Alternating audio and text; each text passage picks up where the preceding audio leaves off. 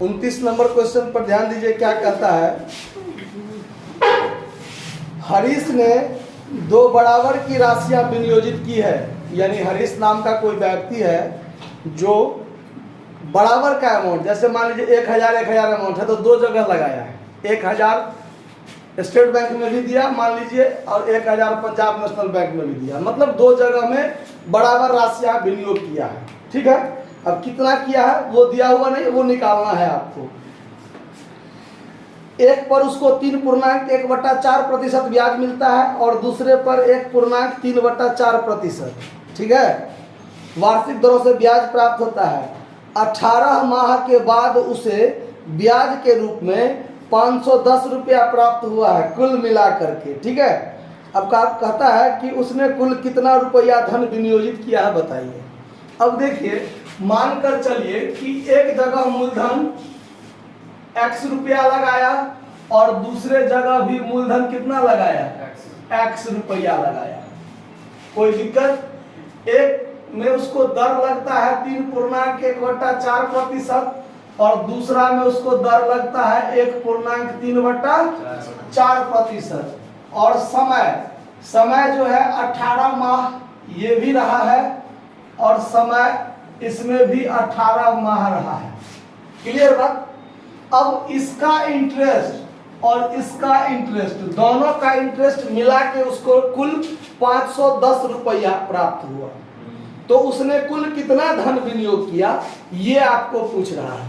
तो अब ध्यान दीजिए, अगर आप ब्याज निकालिएगा तो मूलधन गुने दर गुने समय बट्टा 100 कीजिएगा।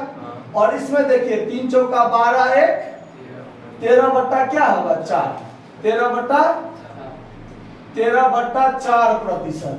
4 एकम 4 और 3 7/4%। सेम चीज है कि नहीं है? अब यहाँ ध्यान दीजिए, मूलधन है आपका x गुने 13/4, तो यहाँ 4 नीचे कर लीजिएगा, ये मेन लाइन रहा, गुने 18 महीना तो 18, नीचे में क्या हो जाएगा माह में है ना, तो 12। और दर वाला जो 100 है वो नीचे 100 आएगा कि नहीं आएगा?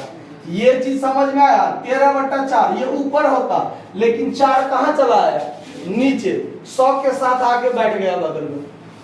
ठीक है, अब इसका कैलकुलेशन कीजिए क्या होता है। कैलकुलेशन कीजिएगा तो 6 दूनी 12, 6 त्रिक 18। अब तो कोई कटने वाला है नहीं, तो 13 तिया 39x ऊपर हो गया और 4 दूनी 8 गुने 100 800 हो गया। इतना रुपया क्या हुआ ब्याज। समझ में आया बात? इसमें भी ध्यान दीजिए, इसमें भी आप यह ब्याज निकालते हैं तो मूलधन गुने दर गुने समय बट्टा क्या होगा 100।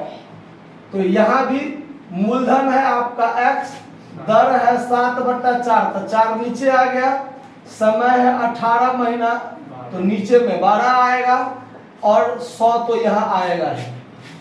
ठीक है, अब काटिए तो 6 दूनी 12, 6 त्रिक, अब कटने वाला है नहीं, तो 7 तिया 21 x ये हो गया, 4 दूना 8 गुने 100 800, यानी ये ब्याज हो गया।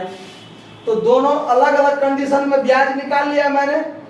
अब ध्यान दीजिए, अकॉर्डिंग टू क्वेश्चन ये ब्याज और ये ब्याज दोनों को जब आप जोड़िएगा तो 510 रुपया होता है, सवाल में दिया हुआ है।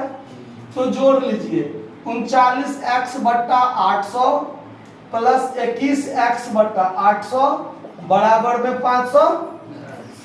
भिन्न जोड़ कीजिए, एलसीएम क्या हो जाएगा 800।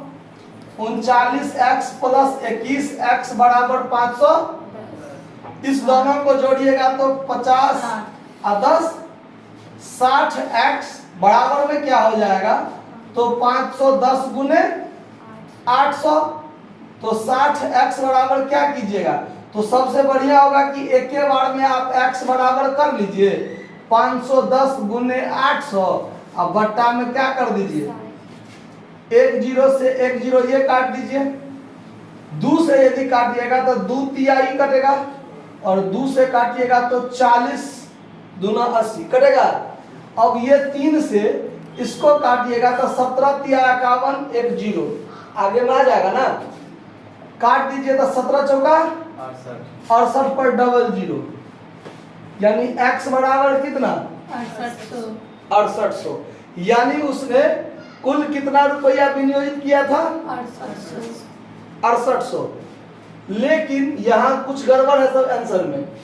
सवाल में पूछ रहा है कुल कितना, तो यानी x का मान हमको ना 6800 आया है, x का मान 6800 आया है, तो 6800 यहाँ भी विनियोजित किया होगा और 6800 यहाँ भी विनियोजित किया होगा। यानी कुल मिलाकर वो कितना विनियोजित किया है, कुल विनियोजित पूछ रहा है ना, कुल विनियोजित 6800 का आंसर दिया हुआ है आपका, है ना, 68 से आंसर दिया हुआ। लेकिन प्रश्न पूछता है कि उसने कुल कितना धन विनियोजित किया था। तो कुल विनियोजित अगर देखिएगा, कुल विनियोजित धन देखिएगा तो x प्लस x, यहां भी x रुपया लगाया है और यहां भी x रुपया लगाया है, तो कुल मिलाकर तो दो जगह ना लगाया है 6800। तो 6800 मिलाकर कितना हो जाएगा 12 1 13,600। ये होना चाहिए वास्तव में आंसर आपका। आया बात समझ में? कोई दिक्कत समझने में कहीं कोई प्रॉब्लम है? नोट कर लीजिए। धन्यवाद।